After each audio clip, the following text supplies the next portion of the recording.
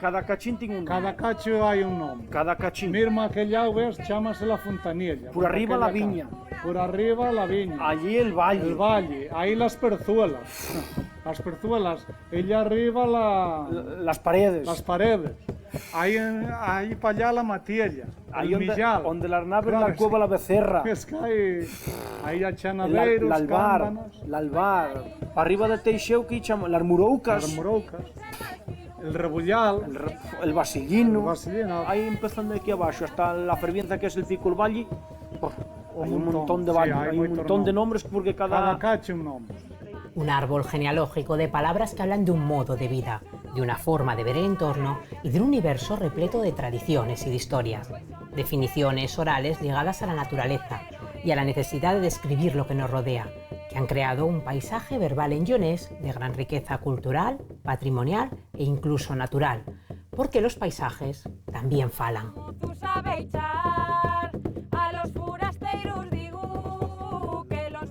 Nos estamos encuestando en toda la provincia de León y a toda la provincia de Zamora. Estamos creando un inventario de toponimia mayor de estas dos provincias y por otra van a salir en formato de mapa, ¿no? Mapas provinciales donde se vean todos los nombres de los pueblos populares. Todos los nombres, salió todo de encuesta de campo. Vemos que hay gente que tiene mucho interés en conocer o en investigar, cada vez más interés en encuestar, en recuperar lo que sea, ¿no? Toponimia, léxico, historias o bueno, cuentos, y entonces nos intentamos buscar o queremos dar una introducción, una formación, ¿no? En ese campo. Nos intentamos trabajar y a tener esa perspectiva de unidad, ¿no? de una única lengua que no se limite a ámbitos provinciales, ¿no? Ámbitos o estatales o autonómicos. Intentamos hacerlo también desde la diversidad, o sea, verla como una unidad, pero una unidad diversa internamente, ¿no? Y intentamos, digamos, tocar varios puntos, ¿no? Por una parte investigación y después pues también formación y divulgación, ¿no? Formación de personas que trabajen pues, en esta misma línea, ¿no? de encuestación de campo, bueno, de investigación. El territorio que tuvo la lengua fue mayor y por otra parte también las zonas de transición son como muy difusas, ¿no? Las fronteras. Entonces interesarnos también saber zonas donde ya se habla castellano, pues saber qué rasgos quedan, qué tratos quedan. Los pueblos poner un caso, ¿no? Los pueblos de la Tierra Campos, los nombres oficiales no coinciden siempre con los populares, aunque se fale castellano, ¿no? Siempre hay alguna sorpresa, ¿no?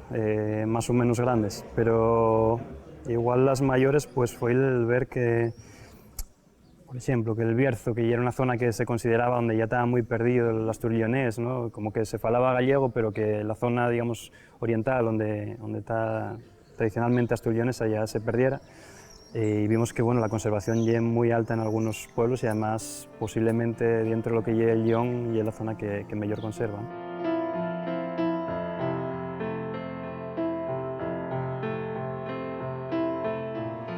La toponimia es una fuente inagotable de datos sobre lo que ocurría antes. Son fósiles, entonces como todo fósil da una información muy fiable sobre el pasado. Y se está perdiendo. La toponimia también se está perdiendo porque es lo que más resiste, pero se está perdiendo por las concentraciones parcelarias. Es decir, de los 100 nombres que hay en un pueblo, con la concentración quedan 20. Los demás se pierden. Y esos que se pierden, pues se llevan toda la información que tenían encima. Por ejemplo, en muchos pueblos de Zamora ya no se dice Llaguna, pero la toponimia sí dice Llaguna. Bueno, pues eso se va a perder. Y alguien debería recogerlo, pero hace falta patearse el terreno porque los catastros no dan información fidedigna sobre eso, recogen mal los términos.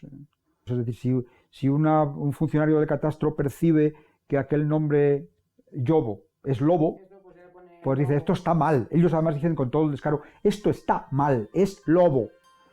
Y no está mal. Es que usted debería conservar la denominación original porque si nos la quita, nos quita mucha información que va unida a ese nombre.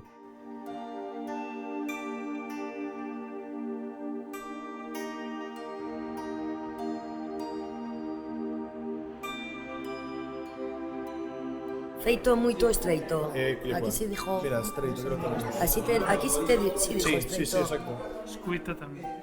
Estreito, que no salía en Tombrio, si sale en San Miguel, ¿eh? Exactamente. Ah, Yabar, pregunté yo por la ropa, dijo Yabar, sí, Yabar. Y la llana también. Y Llana, sí, la Llana. Podemos poner Chamar, chorar, chenu, a ver. ¿Qué más tenéis por ahí? A ver, ovellas y lentellas. No, perdón. Ovellas. Ovellas. Ovellas. Non se apunta nada que non se constate con certeza.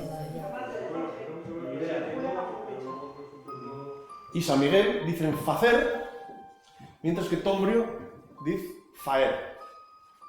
Tenemos outra frontera con outro trazado distinto que separa los pueblos estos, pero en otra dirección. Coincide con la frontera de Yobuchobu, la frontera Conchu-Conchu.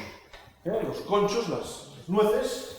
Esto quiere decir que en una encuesta de simplemente día y medio, como ya fue la que fiximos, pues tenemos mucha información para procesar, fronteras, podemos empezar ya a pintar una frontera seguramente principal, que sea la de Oriente-Occidente, como la mayor parte de las isoglosas que cruzan de norte a sur el dominio lingüístico asturianes, pero al mismo tiempo también algunas fronteras que separan el área en otras direcciones. Son realidades absolutamente inéditas, nadie estudió esto. O sea, primicia mundial, esto no se conoce, de verdad. Parece que hay quien dice, no, esto está todo estudiado ya. Pues no está todo estudiado. Simplemente como que salimos un día y medio a buscar datos y de repente tenemos cosas como esta, que no se sabe, que no se conocen y hay que estar aquí. Esto, como veis, ya es un pozo de sorpresas. La información está ahí esperando que vayamos a buscarla. Los datos inéditos son relativamente fáciles de sacar. Simplemente hay que aplicar todas estas cuestiones que comentábamos de cómo encuestar, facilitar un poco que fluya la información.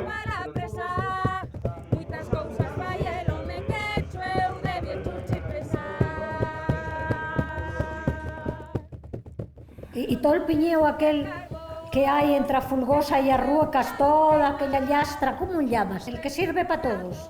El que sirve para todos, pues mañalladeira. Mañalladeira. Mañalladeira, facer la sierra y mañalladeira es lo que divide y los piñeos, a Fulgosa, los piñedones. El escudilleiro da llama. Llevan tantos nombres. El escudilleiro da llama. Nombres y cada piñeo tiene un nombre, sí. Cada lladeirica un nombre, cada rincón, todo. Cada llaguniquia un nombre. Madre. Tú fuiste para ese xeito mucho. Moitas veces. Moitas veces con as vacas e con as cabras menos, pero con as vacas moitas veces. Cada lengua es un museo vivo, un monumento de cada cultura que no se puede dejar morir. El asturleonés transmite la sabiduría y la memoria de los que poblaron estas tierras y legaron el leonés a las generaciones futuras. Decía el gran literato inglés Samuel Johnson que el lenguaje es el vestido del pensamiento, un vestido cuyas puntadas en León, Zamora o Salamanca son del mismo sastre.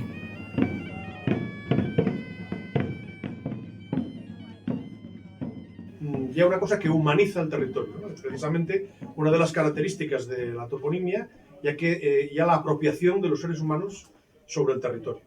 La toponimia nace a pie de suelo, nace aquí nas calellas de los pueblos, y por lo tanto esos topónimos no nacieron en el castellano de Valladolid o de Madrid, nacieron en cada variedad local, lingüística del territorio. Y siempre me gusta poner el mismo caso, el morredeiro, ese alto que hay, camín de Cabreira, el morredeiro, esa es la forma popular, igual del llau cabreirés que del llau berciano, llaman el morredeiro. Seguramente sería una zona mala para el ganado, que la correría bastante ganado ahí en ocasiones, entonces, bueno, debió recibir ese nombre. ¿Qué pasa cuando se pasa ese barniz castellanizante y le ponen el morredero?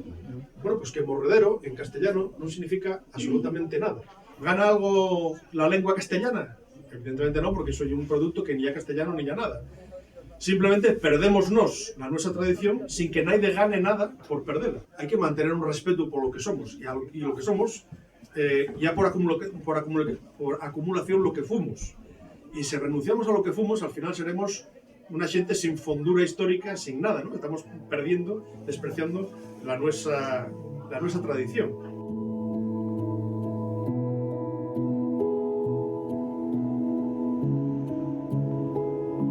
Yo quisiera recordar que si tiene alguna vigencia en estos momentos el estudio del leonés en la zona de la que estamos hablando, porque digamos, el tronco común, el área románica es más amplia, como todo el mundo sabe, incluye el asturiano, incluye las formas leonesas, incluye el mirandés, pero para el área de la que estamos hablando, si tiene alguna vigencia hoy, es porque en buena medida se mantuvo por la vía tradicional entre los hablantes, eso es básico, pero por otra parte por la atención que desde hace más de 100 años le ha dedicado justamente la universidad, los estudios universitarios, los profesores universitarios al asunto, no ha venido de otro lado, es decir, ha sido justamente la universidad desde Menéndez Pidal en su momento, ¿no? Con lo cual buena parte de la información que tenemos la tenemos por esta vía, la vía universitaria. ¿Qué significa la cátedra? Pues efectivamente representa por un lado una llamada de atención, ¿no? Esto nos interesa, le interesa a la universidad, le interesa al mundo académico, y por otro lado yo creo que de cierto modo puede representar una forma de aunar esfuerzos. Todas nuestras actividades giran en torno a el campo cultural en general y muy especialmente en el de la lengua, pero referido a León, Zamora y Salamanca, en un área que es la que geográficamente corresponde con el antiguo Reino de León. Por ejemplo, algo que a mí me parece, y que tiene que ver con esto que decía de la universidad, algo que a mí me parece interesante y que está a punto ya de salir al público, es hacer una selección, una clasificación de la bibliografía, que es muchísima sobre el área del leonés y lo leonés. Tener un buen diccionario digitalizado a mano, virtual, y del mismo modo pues toda una serie de publicaciones, que todo ello contribuye, espero, al mantenimiento de esa llama de interés académico por el leonés.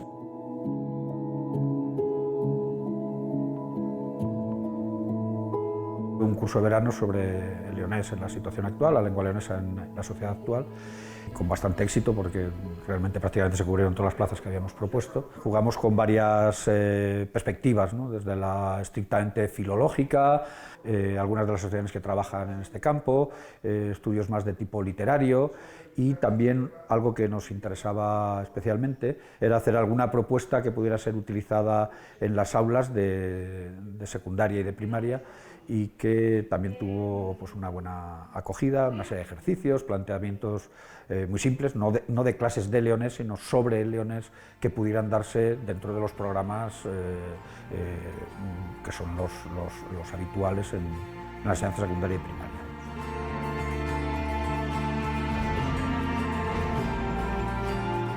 Hay frases como, aquí hay poco que aprender, aquí ya no hablamos mal, que las informantes dicen tal cual.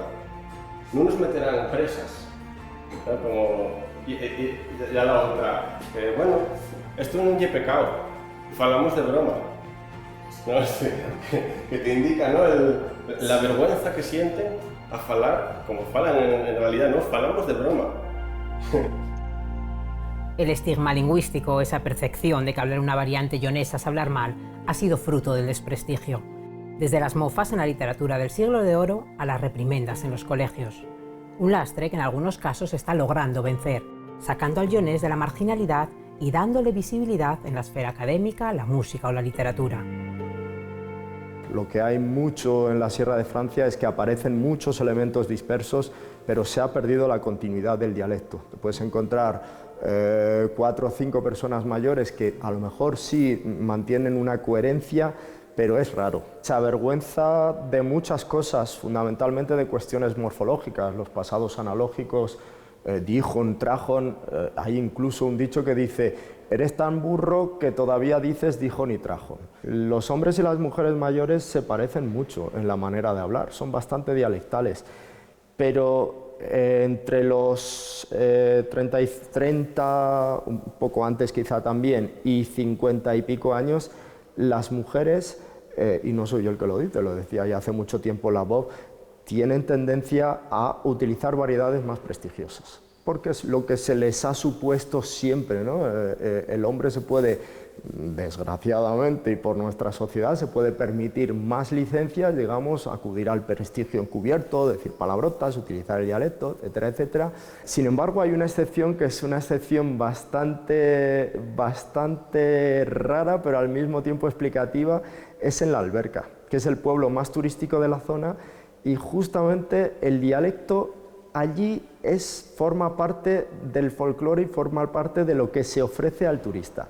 Y allí las mujeres, que son las que regentan fundamentalmente negocios, tiendas, etcétera, etcétera, te usan más el dialecto que los hombres. Ahí las mujeres no se avergüenzan de su dialecto y utilizan esto porque en ese contexto es más prestigioso.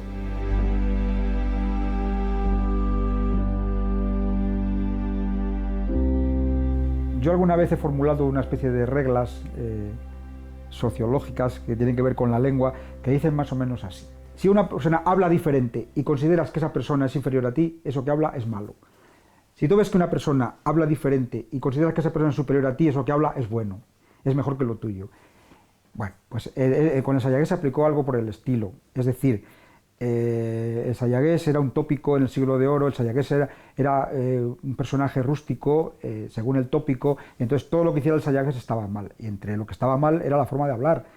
Hablaban una variedad que tenía mucho de leonés, y como era una variedad hablada por personas pobres, pues esa variedad se consideró rústica y mala. Por cierto, el Sayagués que utilizó Juan de la Encina y los escritores del siglo de oro nunca se usó en Sayago, es decir, exageraban los rasgos rústicos y las deformidades para que aparentara ser una lengua todavía más rústica de lo que era.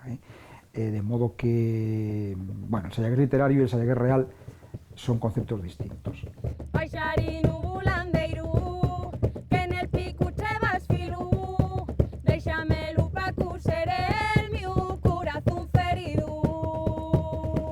Bueno, vamos a intentar falar un pouco pachuezo, aunque non estamos moi acostumbradas porque normalmente en nuestros traballos, pues, bueno, non solemos facelo, entonces... Non estamos avezadas a facelo a diario. Igual de pequeninas falábamos lo mellor, pero agora cuéstanos máis, que empezamos de pequenas a falalo e a interesarnos por... non só por falalo, máis bien por cantalo. Gustábanos moito de ir con os nosos padres a las fiestas e a las obras de teatro e gustábanos participar, prestábanos moito. E entonces empezamos con hechos. Ellos, bueno, falábanlo en casa e a nosotras escuitábamoslo e foi así como empezamos. La pena ya que la xente maior quiere falar castellano porque pensaban que los de la capital que eran paletos. Incluso una de las nuestras abuelas decíame siempre: «Ay, nena, tú non cantes asina, eso ya como lo de antes, tú tienes que falar castellano». Y yo decía: «Abuela, pero a mí préstame». «No, enséñame, abuela, por favor». «No, yo eso non te lo enseño». Fue por la época en la que vivieron. Nuestro papá también. En el colegio pegábanles para que falaran bien. Bien castellano, pero el otro día pachuezo o asturchonés. Otra guerra que tenemos nos, ya que pongan los carteles con, bueno, castellano bien, pero si queremos mantener las cosas hay que usarlas. Bueno, pues yo ahora vivo en el País Vasco y yo veo que allí tienen carteles con todo, con su euskera y el castellano, entonces... Sí, ya parece que en Asturias van consiguiéndolo, pero aquí como estamos chión... Bueno, en la Cabrera también, pero aparecen tachados los carteles, que es una vergüenza, y sí que no sé qué intención tienen ni qué interés en... No molesta a nadie, no... Ya la información nas dúas chinguas, ya como cuando vas... Si non lo quieres falar, non lo fales, pero non nos quites a los demás. Este pandeiro que tocou, ya de pellechudo huecha, que a cherberraba no monte, pois sona que retumbiecha que arerorerorererorare. Os carros aqueles eram puxados a umas vacas, tinham uns cornos e eram duas vacas a puxar o carro. Carregava-se no brano, nos manolhos, para trair pelas eiras. Depois descarregavam-se e fazia-se um bornal grande. Depois era trilhado pelas vacas, com os trilhos ao redor. E nós volvíamos as parvas, com os ventos e com as tornadeiras.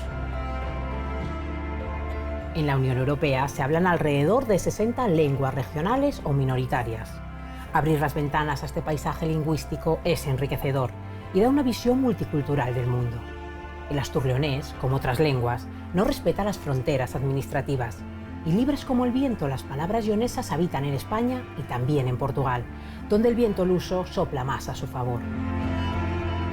Antes de chamarmos língua mirandesa ao idioma mirandês, entre nós chamávamos a nossa língua. Nós hoje sabermos que o contínuo astur-leonês vem com o reino leonês, um reino medieval, talvez o reino que mais importância teve na Península Ibérica no contexto da reconquista cristiana, reconhecermos uns aos outros como a mesma língua. E que um território que hoje em dia já não é um território uno do ponto de vista nacional, já não é o mesmo reino. Mas de qualquer forma, reparai, hoje estamos hermanados politicamente, porque estamos todos na União Europeia.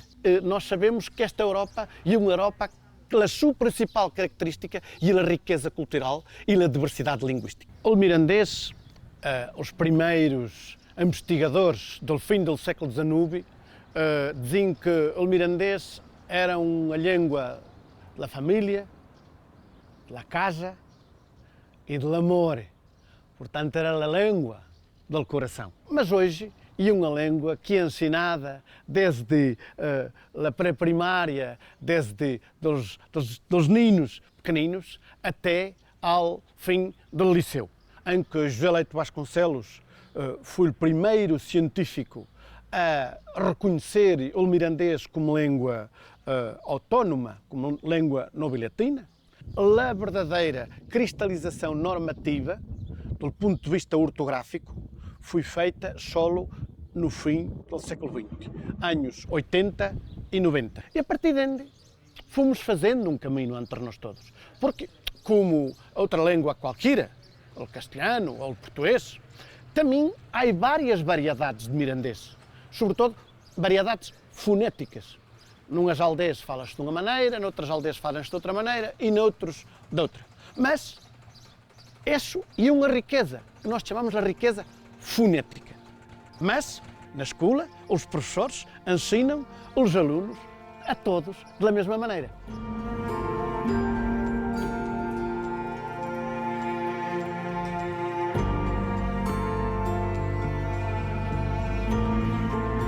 Se ha reconocido como idioma, como lengua en Portugal.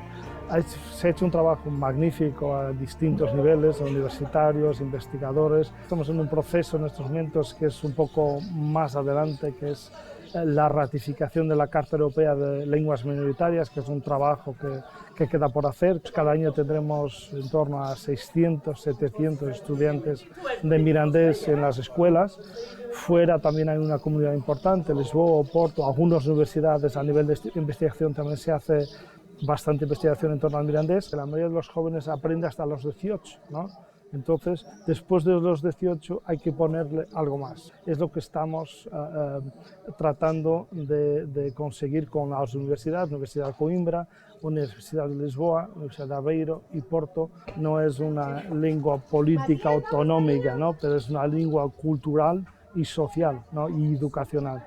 Está viva, ¿no? La gente la busca, la habla, sigue hablando, porque la pregunta siempre que me hacen es ¿se sigue hablando entre los jóvenes el mirandés? ¿No? Porque la pregunta es, la gente mayor sigue hablando, pero los jóvenes la utilizan en su día a día, sí, la utilizan. Y eso, por eso yo creo que la lengua mirandesa está viva, y eso es lo más importante, cara a un plan político, un plan también económico, social y educacional. Já parece que falemos um pouco, a gravação também pois num conversa era migrante. Dizemos nós aqui em mirandês, vale mais falar pouco e bem que muito e mal.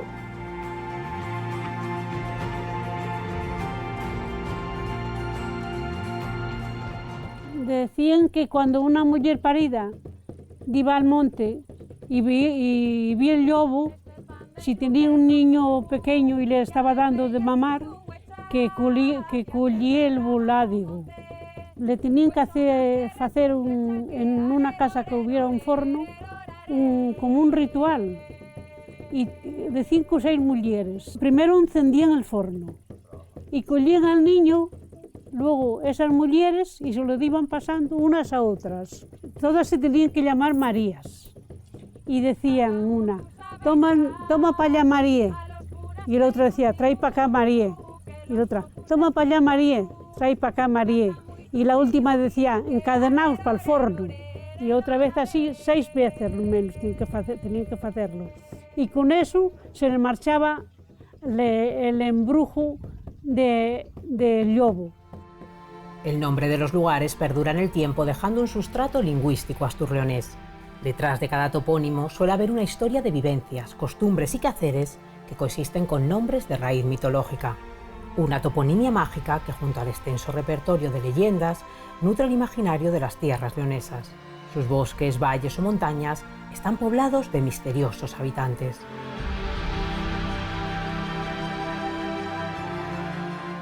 Una de las peculiaridades de las leyendas mitológicas que siempre están muy unidas al terreno o a ciertos fenómenos meteorológicos. No voy a decir todas, pero muchas leyendas de tradición oral tienen una referencia a topónimos tradicionales leoneses, la cueva, la fuente, el regato, el regueiru o el cueto, donde se localiza una tradición de este tipo. El aspecto, quizá ves en volumen, más relevante de la mitología son toda la temática que tiene que ver con el ouro, los tesouros y los mouros. Pero eso pasa en todas las tradiciones mitológicas del noroccidente peninsular. Después tenemos de algunos seres que viven no interior de las viviendas, los trasgos, el sumiciu. Hay después también seres un pouco máis inquietantes como los seres humanos que se convierten en lobos, homes ou mulleres que se convierten en lobos. E despois tenemos outras moitas figuras menores, quiciabes, pero que tienen cierta relevancia como lo yucón, son cíclopes gigantescos. Estas tradiciones que parecen un pouco descontextualizadas, si las analizamos comparándolas con otros elementos, con otras mitologías europeas, pues acaba dando un panorama de la riqueza enorme de la mitología leonesa que podemos conectar con las otras mitologías del norte de España y con otras europeas. Estos son algunos seres, quizás los más interesantes, pero hay otros muchos. Tengo 2 libros, uno de Mitología Popular del Reino de Chión, que está feito una variedad lingüística del noroccidente leonés, que es el pachuezo, y que un estudio más en profundidad, intentando explicar y contextualizar dentro del panorama de las tradiciones orales leonesas, pero también europeas y españolas, ese aspecto de la nuestra tradición oral. Después hay un libro más orientado a la divulgación para el público mozo, que es León Máxico, pequeña mitología leonesa, que fala de esto mismo, pero recogiendo las leyendas más significativas de la nuestra tradición oral y con unas ilustraciones estupendas. Obviamente, de lo que se trata con estos libros es, revalorizar ese aspecto de la tradición oral, devolver al pueblo ese aspecto de la su cultura que se pierde irremediablemente, como se pierde la oralidad. Entonces, toca recuperar y ofertar un aspecto de la tradición oral a la gente, en un contexto nuevo que ya es literario.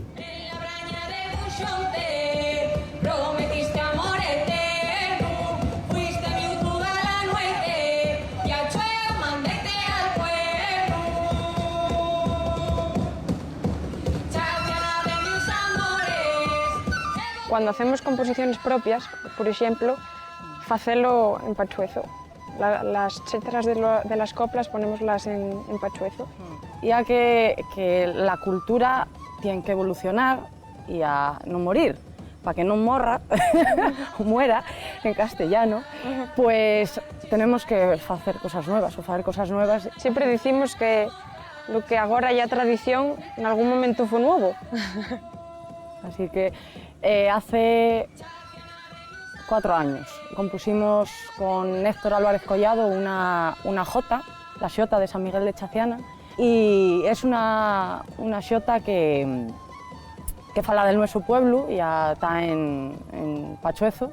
En San Miguel de Chaciana hay rapazas muy fermosas, el que las quiera llevar, que traiga un ramín de rosas. Estamos cantando la xota, ya no ches faes nin caso, anda y baixa a las mozas, deixai-vos de tratar xatos. En la braña de Buxonte prometiste amor eterno, fuiste miu toda la noite, ya eu mandeite al cuerno. Chaciana de mios amores, llévote dentro del alma.